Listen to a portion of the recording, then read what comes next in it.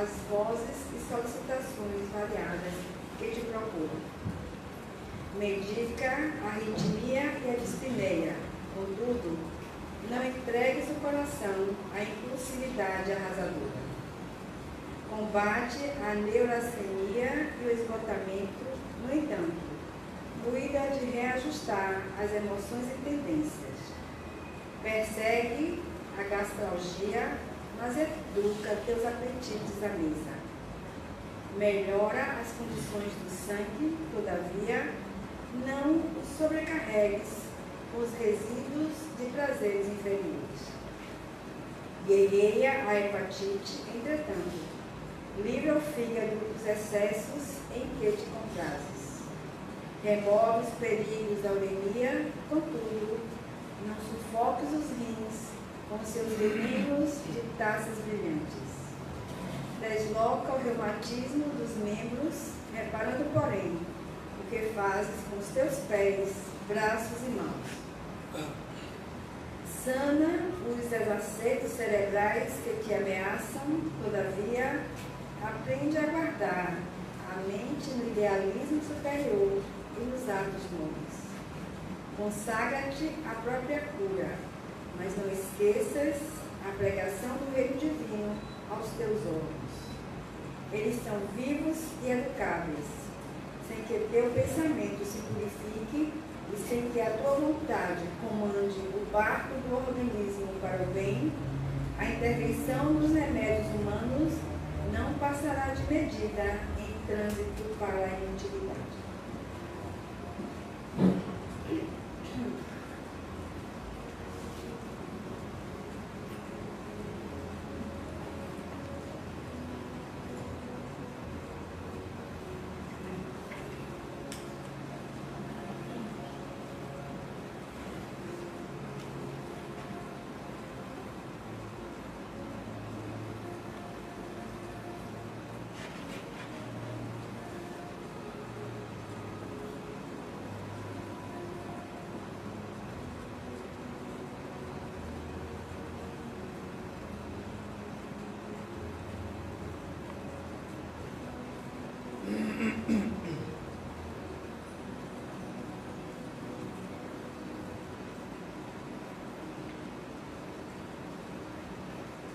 Senhor e Mestre Jesus, amigos espirituais, estamos iniciando a nossa reunião pública desta quinta-feira, buscando aurir forças, atrair a presença dos benfeitores, dos amigos espirituais, assim bem como das entidades desencarnadas e todos nós encarnados que buscamos a casa espírita para reflexões e aprofundamento a respeito das nossas vidas.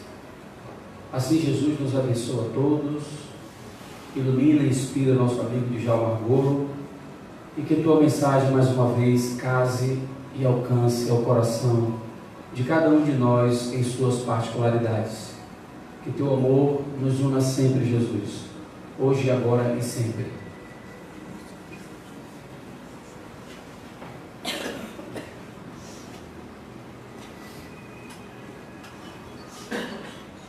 A todos, boa noite. Para ouvirmos agora o nosso amigo Djalma Argolo.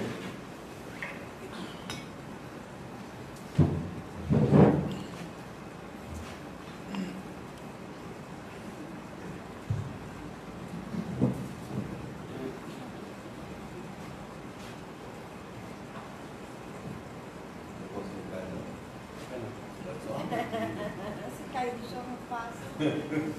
É assim, é.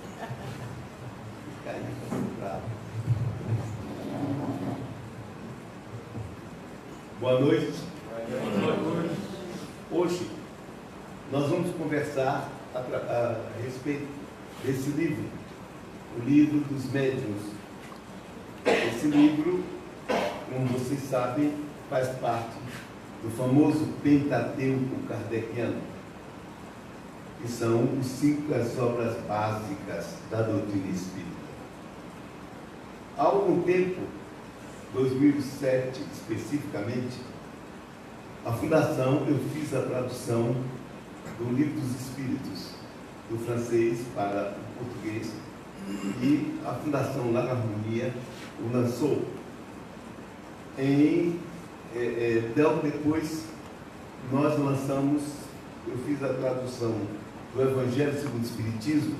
Eu tinha feito, inclusive, já a tradução até o capítulo 5, quando a Ana Caetano, de Portugal, ela entrou fazendo todos os pares, os capítulos pares, e eu continuei com os capítulos ímpares. Então, nós dois lançamos, demos à Fundação Lar Harmonia, o Evangelho segundo o Espiritismo. E agora, após algum tempo, o Adenauer tinha me pedido para fazer a tradução do livro dos Médiuns. E ele aí está. Bom, muita gente me pergunta, Djalma, qual a diferença? Traduzir não tem diferença, só se a pessoa mexer no que diz o original, o escritor. O que tem é sempre um problema de palavras. Muitas vezes se usava aqui no Brasil, com Guilherme Ribeiro e tantos outros, um português que era próprio de antes de 1940. E agora a nossa linguagem mudou muito, então o livro está ficando mais coloquial na tradução. E eu já comecei a fazer a tradução de O Céu e o Inferno. E o último, naturalmente, vai ser a Gênese. Mas o importante é falar do livro. O que é que significa o livro dos médiuns?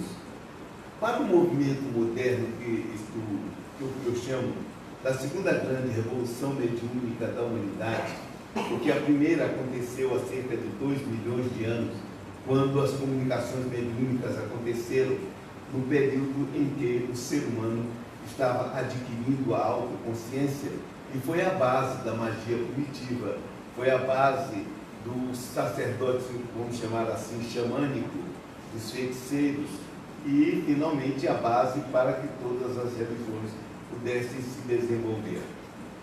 As reuniões mediúnicas de efeitos físicos, que se prolongaram por cerca de 2 milhões de anos e que terminaram dando a certeza da continuidade da vida além do túmulo, e que caracteriza todos os povos primitivos.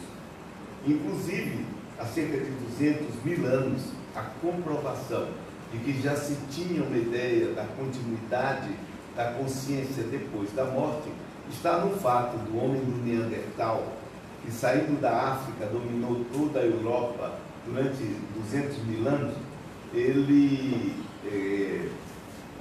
enterrava os mortos com adornos, com armas, com comida, o que prova que havia uma ideia, e quem diz isso não sou eu, são os historiadores consagrados. Isso demonstra que eles possuíam uma ideia da continuidade da vida após a morte do corpo físico, a continuidade da consciência. Então, de lá para cá, isso foi criando uma quantidade maior, porque quando nós entramos no estudo dos restos do Homo sapiens, do qual nós somos descendentes, eles, nas cavernas como Altamira, Fonte Estivari, Tuafré e tantas outras, apresentam desenhos de feiticeiros dançando em rituais para facilitar a caça de determinados elementos. E esses seres que eram os médiuns, eles se transformaram nos guias religiosos dos povos primitivos, e há um padrão que foi seguido durante toda a antiguidade, pelos povos da antiguidade mais anterior, na Pedra Lascada, na Idade do Bronze, na Pedra Polida, aliás, na Idade do Bronze, na Idade do Ferro, e assim sucessivamente. Então, esse padrão continuou, porque as comunicações mediúnicas sempre existiram entre os povos primitivos. Tem um estudo notável de Ernesto Bozano sobre isso, que é a chamada comunicação mediúnica entre os povos primitivos. É um estudo muito, muito bom que ele fez. E, inclusive, é nesse livro que ele vai citar o início da mediunidade, contraditando Herbert Spencer, que era o seu mentor filosófico, e que ele tinha se preparado para defender as ideias, porém quando ele estava para entrar nas elites filosóficas sobre isso, foi chamado para ver uma reunião mediúnica. Na reunião mediúnica, a mãe dele, que havia morrido, se materializou e os dois conversaram durante um longo tempo. Daí por diante ele começou a fazer aquilo que vinha fazendo com o pensamento de Herbert Spencer. Ele veio colecionando fatos, até que 10 anos depois ele começou a escrever monografias. Se alguém quiser conhecer a respeito de comunicação de espírito e fenômeno mediúnico, tem de ler Ernesto Bozano. Senão, vai ficar voando. Porque ele fazia estudos sistemáticos de temas específicos. Mas ele já é um passo adiante de Allan Kardec. Porque em 31 de março de 1848, eu já chamei a atenção aqui várias vezes para um fenômeno histórico. Em fevereiro de 1848, o mundo foi impactado por uma nova proposta filosófica e política. Foi justamente em 20 de fevereiro que anonimamente foi lançado o Manifesto Comunista de Marx. E ele lançou anonimamente, provavelmente para não ser riscado do mapa logo cedo. Mas isso ele fez em fevereiro de 1848. Em 31 de março de 1848, nos Estados Unidos, houve o célebre fenômeno de assombração na casa da família Fox. Na casa da família Fox, isso acontecendo, era uma família metodista, portanto protestante, onde o espírito se comunica e onde uma mulher começa o diálogo com o mundo espiritual. Margaret Fox, a mãe das meninas Fox. E nesse diálogo, mais tarde, continuado pelos vizinhos com o Dresner à frente, foi estabelecido que o que estava ali era um indivíduo chamado por alguns como Carlos Raia ou Rosman, que foi assassinado. Ele era um pedlar, ou seja, ele era um caixeiro viajante, e foi assassinado para roubarem dele $500. Vocês dirão que é uma besteira. Não, $500 hoje já é uma pequena fortuna, se você fizer a conta com o câmbio de hoje do dólar. Mas, interessante é que à época, se você fizer uma reconstrução pela inflação, hoje daria mais de $10 mil.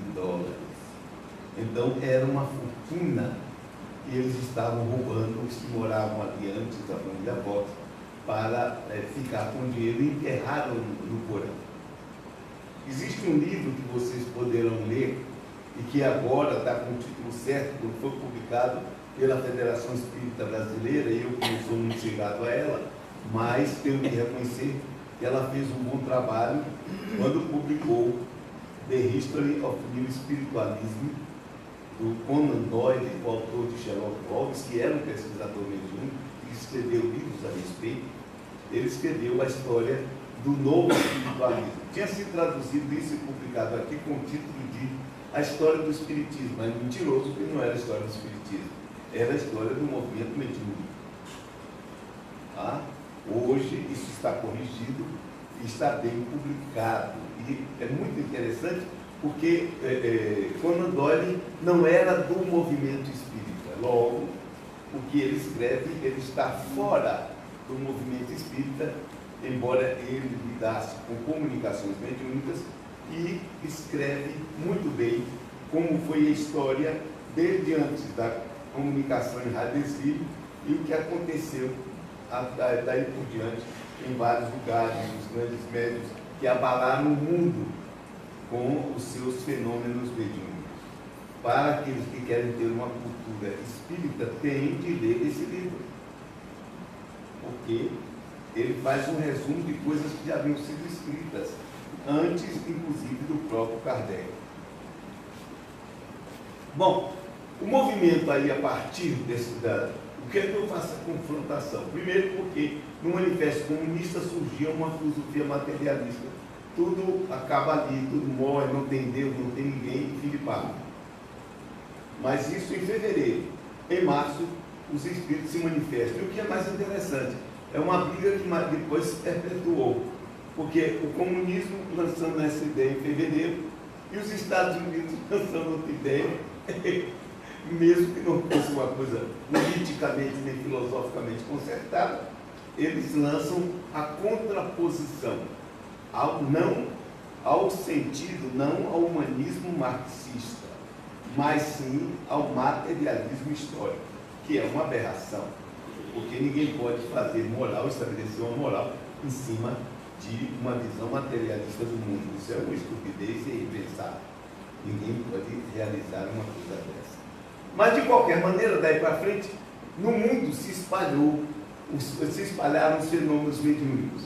Até que, em 1854, depois 55 e 56, Kardec toma conhecimento, depois começa a frequentar reuniões mediúnicas, os espíritos declaram que ele tem uma missão a fazer, ele reúne comunicações, faz um trabalho de cruzamento de informações e lança o Livro dos Espíritos, a primeira edição, em 1857, 18 de abril de 1857.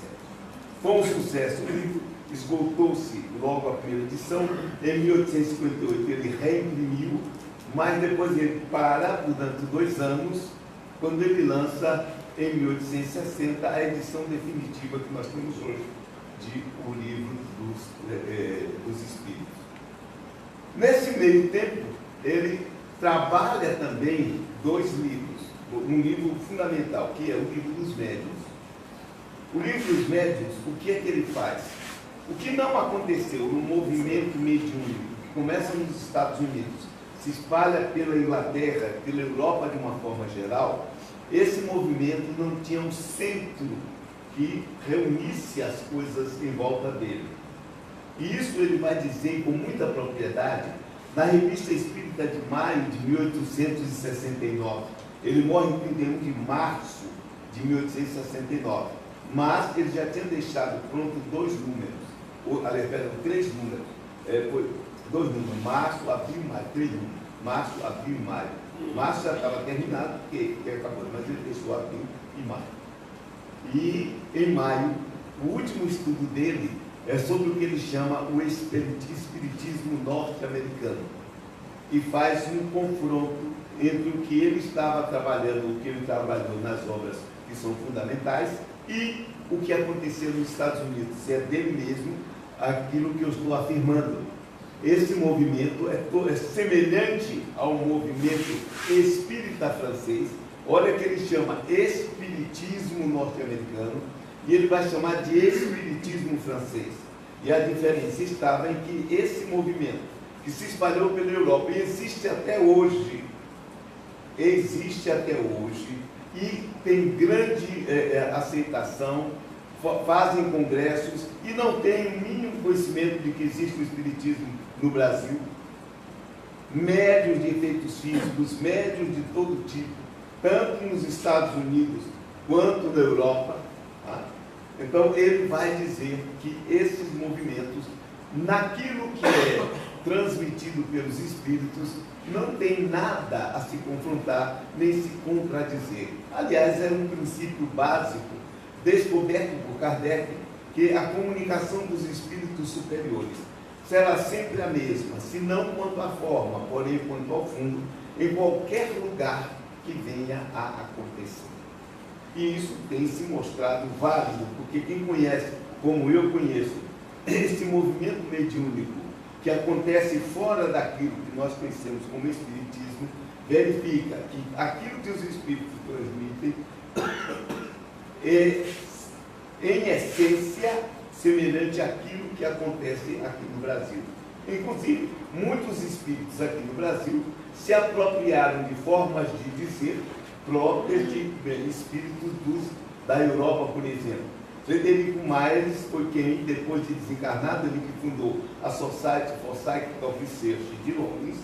Ele foi o primeiro a estabelecer que o mundo espiritual era composto de nós temos a Terra, quem desencarna passa por um lugar de passagem que mais tarde André Luiz, em 1941, foi chamar de umbral, porque André Luiz tinha uma cultura que era de 1930 para trás, usavam muito termos latinos, ou, como muitos vão dizer, muitos anglicismos, como também vão galicismos, ou seja, usavam muito de inglês, mas muito mais de francês, porque o Brasil era colônia econômica da Inglaterra, porém era colônia cultural da França. Tanto que os livros de Kardec, logo que editados, vieram logo para cá. E os livros que aqui eram escritos eram editados na França, para vocês verem a ligação que existia. Logo o Espiritismo veio praticamente imediatamente, de 1860 para cá, para o Brasil. Então, esse movimento paralelo, os dois vieram, e Kardec vai dizer, são os dois que trazem mensagens semelhantes. Eu poderia citar aqui para vocês uma série de livros que eu tenho desse movimento, tanto em francês como em inglês, como nos Estados Unidos. Os meetings nos Estados Unidos, como também Caçadego, que é uma cidade perto de Los Angeles, que é uma cidade de médiuns que tem 100 anos, foi fundada há 100 anos atrás, e só tem médiuns. Então, o movimento na Austrália, existem vários movimentos desse tipo. Outro dia eu encontrei uma moça aqui, uma senhora que morava na Austrália, e ela faz reuniões de efeitos físicos lá na Austrália, e pela primeira vez ela ouviu falar de Allan Kardec, quando ganhou o livro as obras básicas, foram dadas para ela. Ela estava admirada, ela nunca tinha conhecido. No entanto, faz fenômenos. Por quê? Porque esses fenômenos acontecem, existem congressos notáveis, com médiuns extraordinários que são absolutamente desconhecidos. Por ano saem, tanto nos Estados Unidos quanto na Europa, centenas de livros psicografados ou livros sobre mediunidade que ninguém toma conhecimento. Porque eu tomava muito conhecimento quando Elcio Ferreira de Souza estava encarnado na biblioteca ali da antiga União Espírita Baiana. Eu comprei grandes livros lá.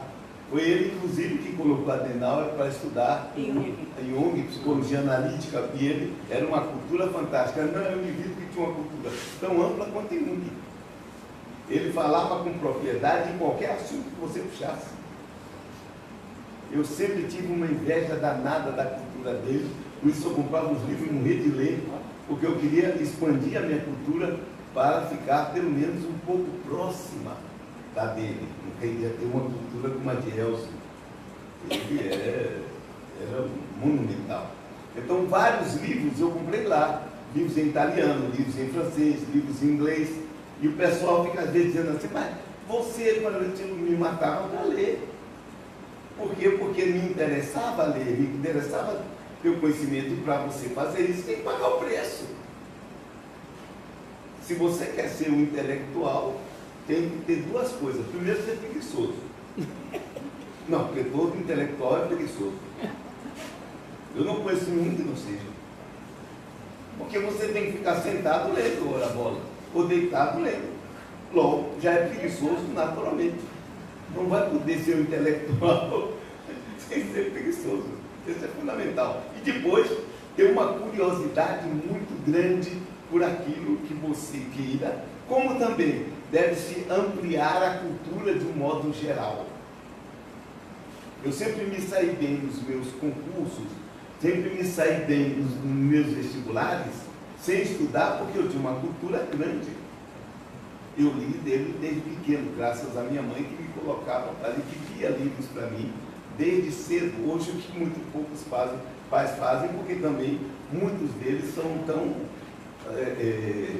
analfabetos funcionais que não têm condições de fazê-lo. Eu fiz com meus filhos, e eles estão aí para mostrar a cultura que tem. Porque quando a gente faz isso, estimula os filhos, eles se desenvolvem. É isso que é importante. A gente faz. Mas voltando para o livro dos médiuns, o que acontece? Allan Kardec foi um ponto fulcral. Quando ele escreve o livro dos Espíritos, ele se torna um centro. começa a receber comunicações de toda parte. E ele começa a fazer algo que ele criou na época, que é a coincidência de provas, ou o acerto de prova, o cross de conhecimentos, e lança o livro, a vantagem do livro dos médios. Porque ele diz o seguinte: você precisa ter conhecimento daquele instrumento que é usado para se entrar em contato com os espíritos, que é a mediunidade. E ele faz um estudo extraordinário sobre isso. Ele sabe classificar, ele era um pedagogo, ele classifica bem os diversos tipos de mediunidade, ele os estudou, ele apresenta as mediunidades como elas acontecem, ele apresenta condições para se desenvolver. É claro que ele se fundamenta muito mais na mediunidade de psicografia, porque era um requisito básico. Na época ele não tinha gravador, era uma época que você escrevia com a caneta, molhando na tinta, escrevendo. O fantástico é ele escrever o livro dos Espíritos, logo em seguida lançar o livro dos Médios e o livro do Evangelho segundo o Espiritismo, isso tudo escrevendo na mão, molhando o tinteiro e escrevendo. Hoje em dia você pode fazer isso com o computador, é fácil, até o computador corrigindo os erros. E ele não teve isso. Então foi na mão grande, no conhecimento dele. O que é que ele, usando no livro dos médios, o que aconteceu? A partir do livro dos médios, passou-se a se ter uma diretriz para o exercício da mediunidade. Ele estabelece os princípios básicos das coisas. Eu vejo hoje em dia muita gente fazendo mediunidade ou praticando mediunidade de uma forma estapafúrdia, no chute. Todo mundo hoje pega uma caneta, começa a escrever e se publica romances, coisas que, se você olhar e estudar dentro do inconsciente da pessoa, é a famosa escrita automática. Quem teve a oportunidade de ler os estudos do Pierre Janet, do Binet, sobre escrita automática, e do próprio Gabriel Delany, nas suas novas experimentações sobre mediunidade, vai saber muito do que é isso.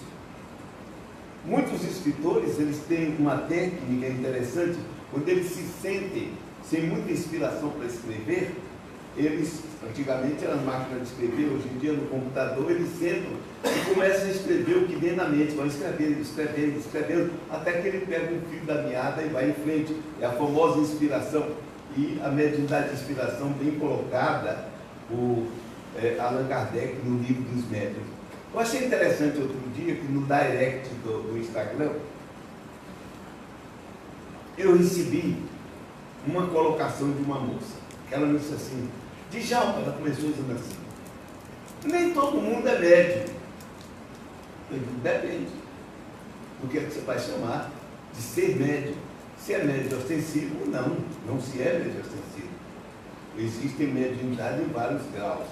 Não, mas aí ela vem me falando de um sujeito aí que é meio metido a cientista, mas é um debilóide, que ele dizendo que na página 62, Kardec, quando define mediunidade, vai dizer que quase todo mundo é médium, ou seja, que não, todo mundo não é médium. Eu digo, então, ele se esqueceu de falar da pergunta do item 182, onde Kardec, examinando a mediunidade de inspiração, diz: todos nós recebemos pela inspiração o pensamento dos espíritos que gostam de nós e que querem sempre nos orientar. Ele diz: o grande problema da inspiração é que nós não conseguimos separar o que é pensamento do espírito, o que é pensamento do médium, daquele que está escrevendo. E ele termina dizendo: por aí nós podemos dizer que todo mundo é médium. E por que ele está dizendo isso?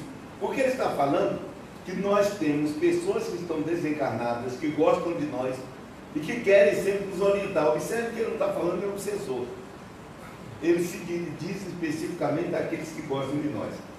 E aí o que acontece? Primeiro nós temos que ir para a definição de mediunidade segundo Kardec. Allan Kardec estabeleceu para o estudo dele, e logo nós seguimos isso, que mediunidade era um fenômeno provocado por espíritos desencarnados. Então, se tem um espírito desencarnado que está atuando para que o fenômeno aconteça, isso é mediunidade.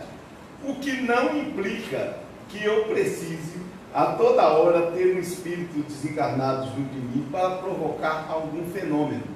Eu também posso fazê-lo, porque animicamente, e aí eu chamaria a atenção de pessoas para um estudo notável que Bozano fez sobre isso, do livro denominado Animismo ou Espiritismo, uma memória que ele lançou para o Congresso Espírita de 1937, que nunca teve nada a ver com o movimento espírita brasileiro. Vocês vejam que em 1937 já havia Congresso Internacional de Espiritismo, sem que a Federação Espírita Brasileira participasse, sem que o movimento espírita brasileiro participasse, porque é um movimento que acontece antes do próprio Allan Kardec. Mas nesse livro, ele faz um estudo brilhante sobre a mediunidade.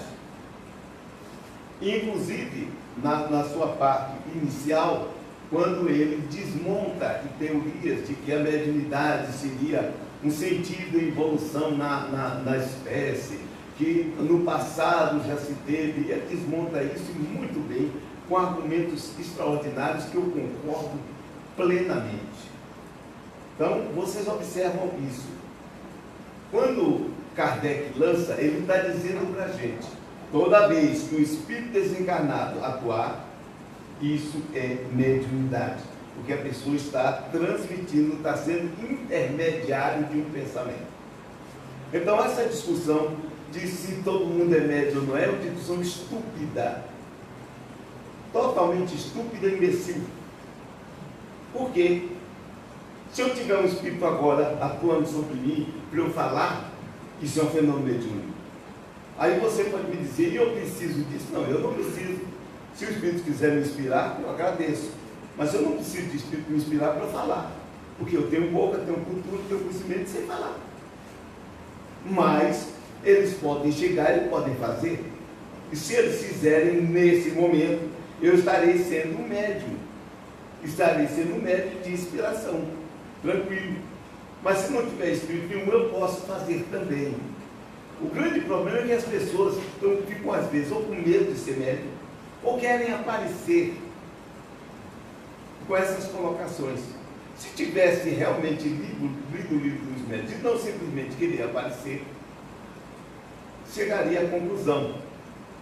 Não existe contradição em você dizer médium explícito ou opção. Existem médiuns que estão na metade do caminho e médiuns que praticamente recebem comunicações, mas não sabem que estão recebendo. É a mediunidade com inspiração. Então, se o Espírito vem para mim, outro dia isso aconteceu comigo.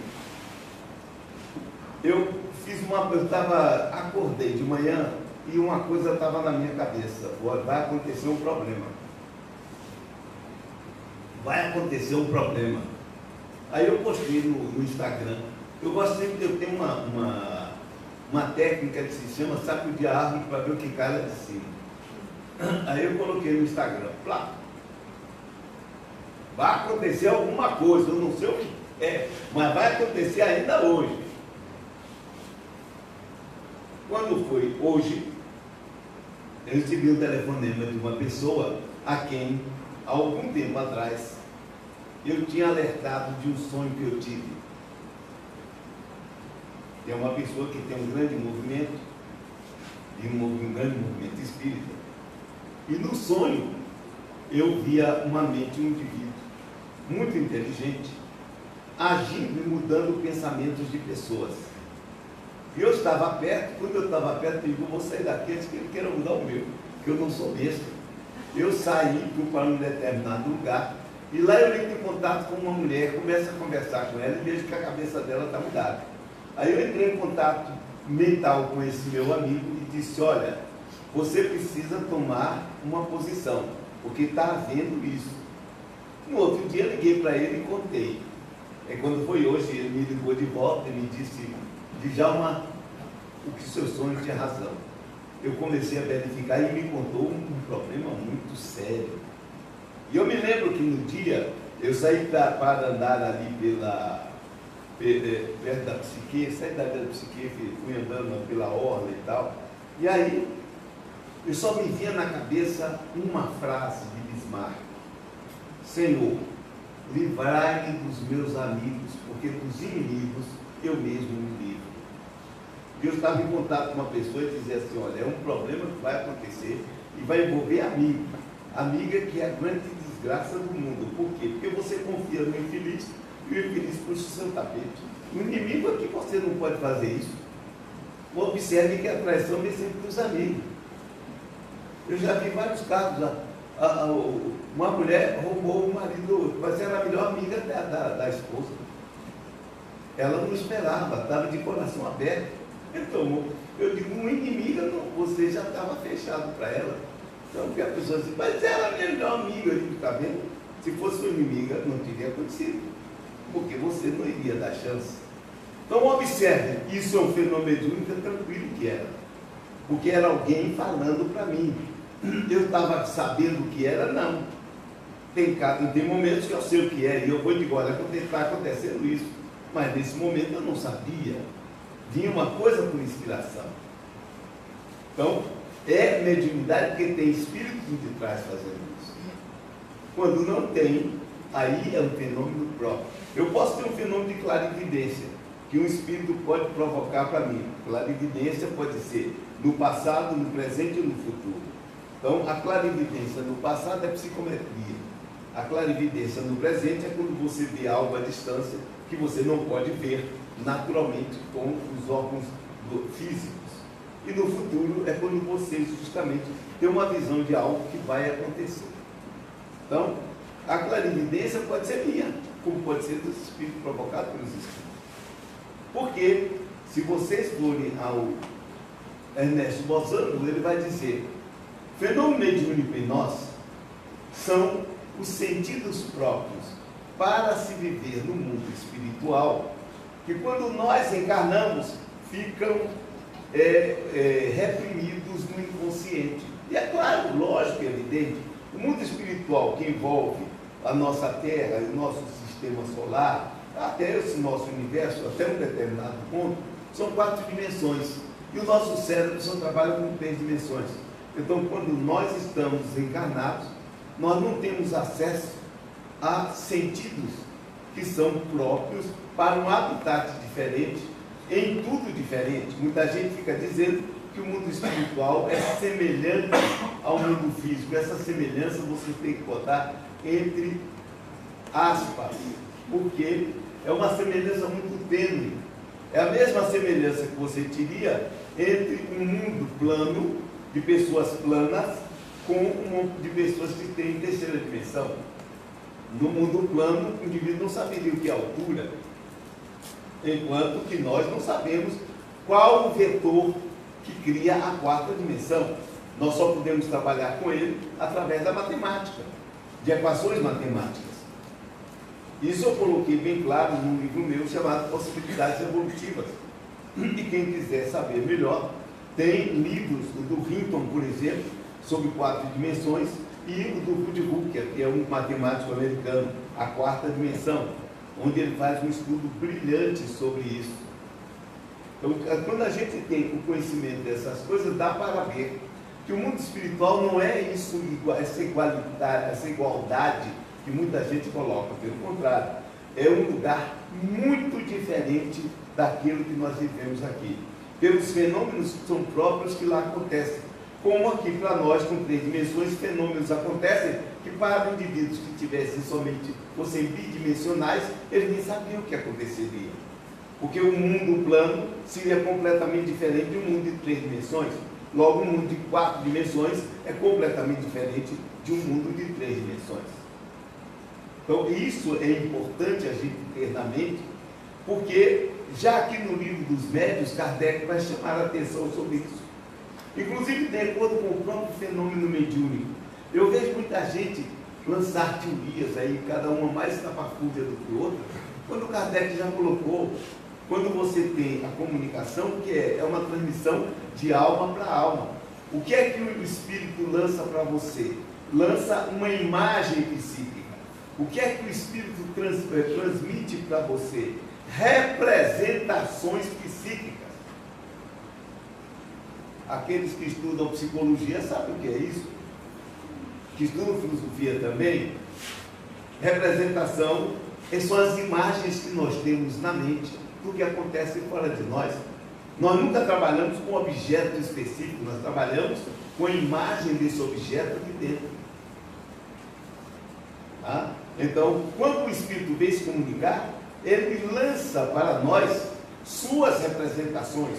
E ao lançar, como vem via inconsciente, nós fazemos uma tradução. Por isso nós nunca vamos ver ipsis literis um espírito ser como era, mesmo que seja um fenômeno de materialização, porque ele vai precisar do inconsciente do médium para passar a sua mensagem. Então, aí nós vamos ver isso em Kardec. Se nós estudamos o livro dos médiuns, nós passamos a ter uma visão real do que significa a mediunidade e o seu exercício, e quais os requisitos para que ela aconteça. Um dos pontos fundamentais que no espiritismo brasileiro foi deixado de lado é a famosa evocação. Kardec só trabalhava com evocação. E eu li 2 mensagens de espíritos brasileiros, de grandes médicos, dizendo que não, a evocação era o ponto de Kardec, o que precisava, eu digo, 2 espíritos, eles 2 estão dizendo besteira, estão dizendo asneiras. Vocês já viram como eu sou herege. Como eu não puxo o saco de espírito nenhum, porque se eles são espíritos, eu também sou. Se eles são sabidos, eu também sou. Então, não tenho problema com isso. Então vieram para cá me dizer, não, porque Kardec, a argumentação de um deles foi de Emmanuel, porque Kardec era Kardec, eu digo, eu sou Djalma. Isso não é argumento. O argumento que a ser usado, eles não souberam com toda a sabedoria deles, que é simples. Você, para fazer evocação de espíritos, tem que ter um médium de evocação.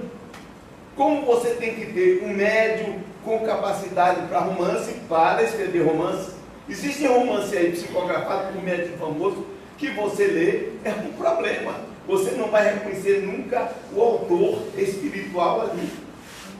Porque o médium não tem a aptidão, exatamente, para fazer romances. Está aí, Allan Kardec. Já aquele que tem, flui fácil o romance, porque é uma característica da mediunidade. Então, quando nós lemos isso, nós temos. Aí eu digo para eles, o que está faltando? Lê-se toda a classificação de mediunidade de Kardec. Eu me lembro que eu estava uma vez em Vitória da Conquista, e eu falava justamente sobre mediunidades. E aí, joguei lá, e tem lá, eu botei médium improdutivo. Quando eu comecei a falar, um sabido. Eu sabia. Levantou lá da coisa assim, isso não existe. Como não existe? Em Kardec isso não existe. Eu não tinha posto que a relação eu tinha tirado muito dos médicos. Eu joguei, mas eu joguei de propósito, porque eu queria ver reações. É aquela história que eu disse, sacudir a árvore para ver o que é que vai cair. Aí eu joguei. Quando ele disse, médium improdutivo não existe. Aí eu abri o livro dos médios, acontece que foi Kardec que falou, ele ficou com a cara de pois é.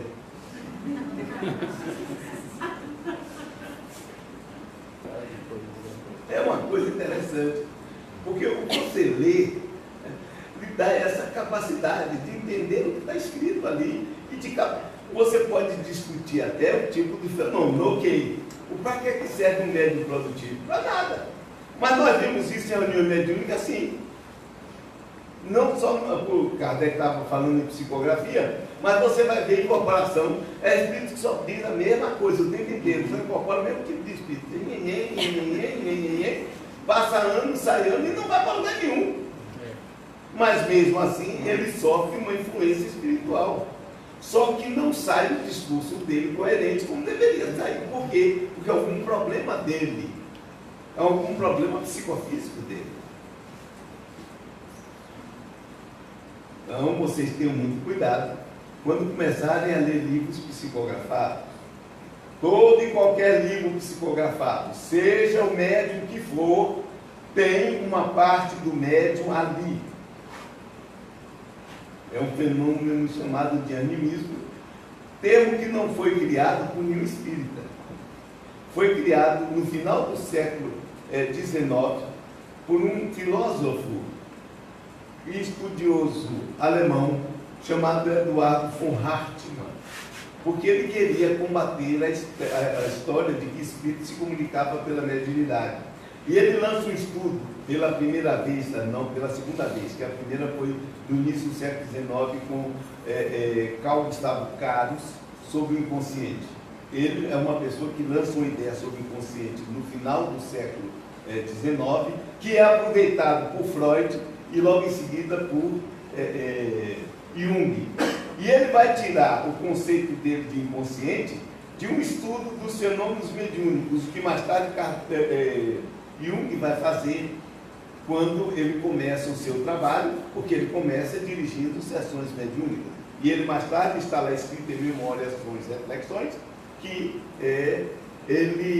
os princípios básicos da psicologia analítica definida por ele nasceram dos estudos dele com a prima Helen Presberg, durante 2 anos, numa reunião mediúnica na casa dele, dirigida por ele, quando ele estava já se formando em medicina.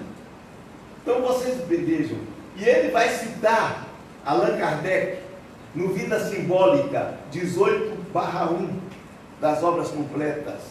Ele vai falar, Allan Kardec, o seu livro dos médiuns. Rapaz, uma coisa boa é você ter memória. Na próxima encarnação, peçam memória, viu? E peçam como Jung, para casar com alguém rico, para não precisar trabalhar, só ficar escutando. Jung deu o golpe do baú. Mas eu aprendi com ele. Na próxima, ninguém não vai me escapar. Ou eu já nasço rico, ou dou o golpe do baú, não quero nem saber. Para poder fazer como ele fez. Então, o grande problema é esse. Aqui, quer saber sobre comunicação mediúnica? Aqui. Se alguém vier para cá com a conversa de que está ultrapassado, é um imbecilóide. Não está ultrapassado porque nem se colocou em prática metade do que aí está. Inclusive porque Allan Kardec nunca priorizou médium. Ele sempre se preocupava com a mensagem. O médium é de só menos importância, porque de fato é para a comunicação, e o que interessa é o conteúdo da mensagem. Médium, eu dar valor a uma mensagem por causa de um médium, que nada, não tem sentido, não tem sentido. É a mesma coisa de você querer não discutir um determinado texto porque foi escrito por Barbosa, e daí? Ele é inerrável? Ele não pode dizer besteira? Mas sim, vamos estudar, vamos contestar se for o caso, ou aceitar se também for o caso. Mas não por causa do nome de quem escreveu, mas pelo conteúdo que está escrito. Não é porque Chico Xavier recebeu a mensagem que a mensagem tem importância, não tem outra importância nenhuma.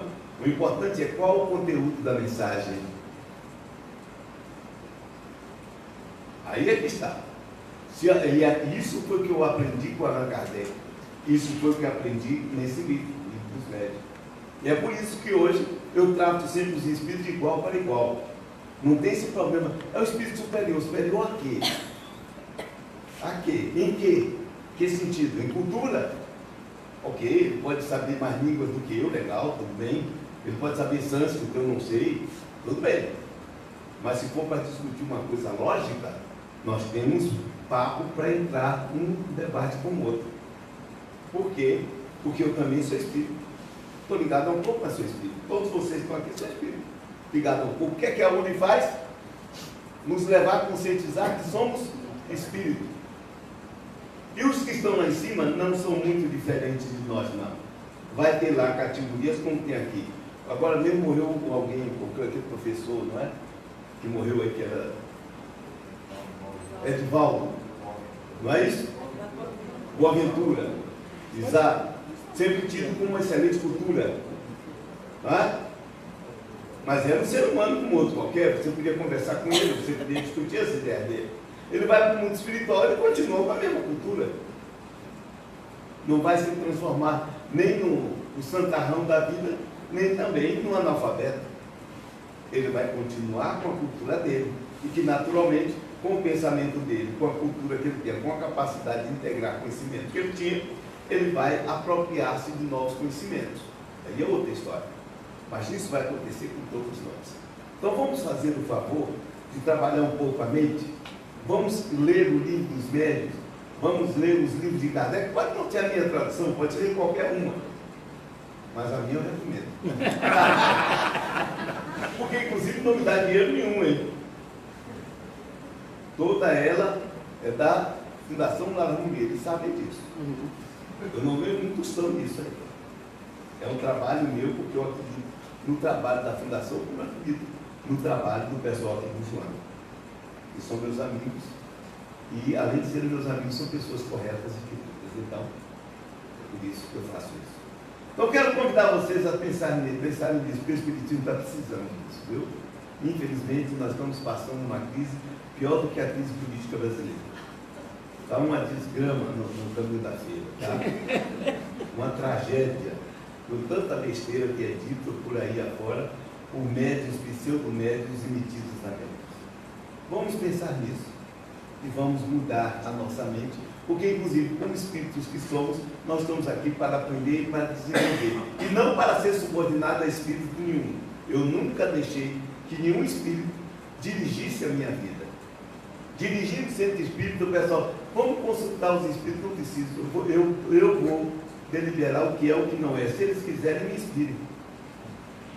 Eu não vou me dobrar, não vou ser escravo de ninguém. Se eu não sou aqui, por que eu vou ser do lado de lá? Então vamos colocar isso. Isso não é arrogância, isso é autonomia. Eu sou autônomo. E eu espero que vocês sejam também.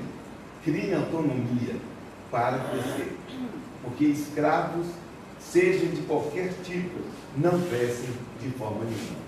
Que Deus no coração de vocês.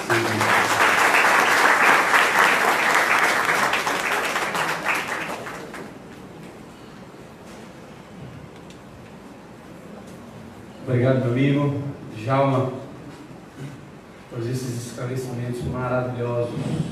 Bom, vamos ao sorteio do livro que Djalma traduziu, o livro dos médiuns. Aproveite você mesmo e escolhe o livro. Eu vi isso também. Ou não foi? Deve ter sido do século passado, porque a Robélia faz parte do movimento espírita há mais de 100 anos. Né? Não é isso que ele está dizendo. Que número, Djalma? 38. Número 38, Paulo S. Qualquer coisa aqui psicografada. Paulo? Bom, cuidado, que Paulo Deve ser lá da Uli, né? Então, gente, está acontecendo a palestra aqui e está acontecendo o ciclo da Uli lá na outra sala. Então, eles concorrem também, eles ganharam. Não é um espírito desencarnado, não, é Paulo mesmo. E um outro aviso que nós vamos dar é sobre a nossa caminhada Badu, que vai acontecer no dia 30/9. Quem está vindo aqui pela primeira vez, a caminhada Badu, a gente faz uma caminhada sempre lá de Patamares, ali no antigo Casquinha do Siri. E a gente sai de lá andando, vem para cá e toma um café da manhã maravilhoso com música MPB ao vivo.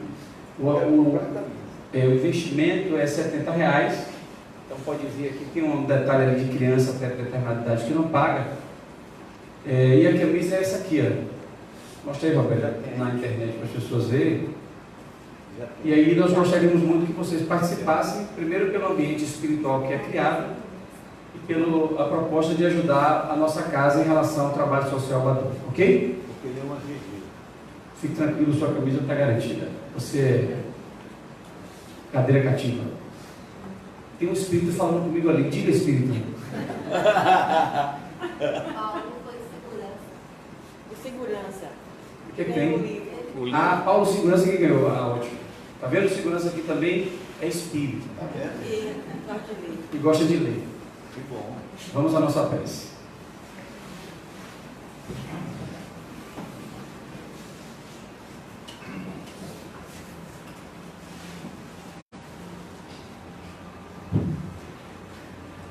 Vamos aproveitar esses instantes finais, essas reflexões, essas orientações, essa capacidade de entendermos o pensamento kardeciano, a estrutura que ele montou para entendermos nós, seres imortais, como lidar e conviver com os espíritos, como usar a mediunidade em nossas vidas, não só a mediunidade institucional, mas a mediunidade como aparelho que nós usamos enquanto entidades espirituais para lidar com a outra dimensão. Lembrar de Jesus, que no fundo é o responsável por esses encontros religiosos, por essas ideias de libertação e de conscientização de que somos seres imortais. Pedimos aos médiuns que tomam seus lugares, que eles se distribuam no salão para aplicação de energia, de refazimento, de paz, de equilíbrio, de serenidade. E nós outros que estamos disponíveis para esse momento de conexão espiritual, que sejamos mais do que nunca de corações, de mente aberta, para que a energia possa fluir da melhor maneira possível. Energia distribuída pelos espíritos desencarnados, trabalhadores dessa casa ou parentes nossos que estão conosco, assim bem como os médiuns que estão aqui dando passe, trazendo também a sua energia. Vamos ouvir um pouquinho a música, coisa rápida, sem pressa, desse cuidado de nós mesmos.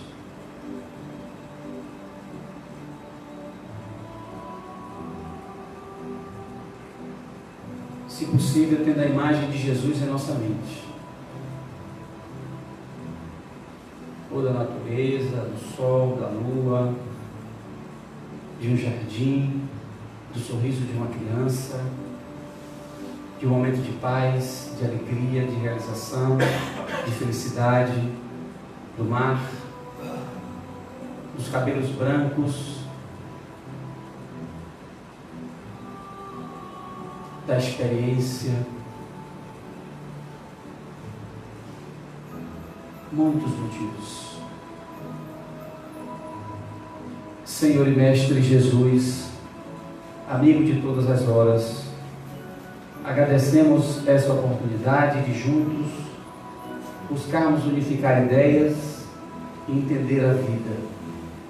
Alimenta os nossos corações, as nossas almas de esperança e paz, e que possamos voltar aos nossos lares conscientes de que a cada dia devemos buscar saber quem somos nós. Que a tua paz envolva todos nós, hoje, agora e sempre.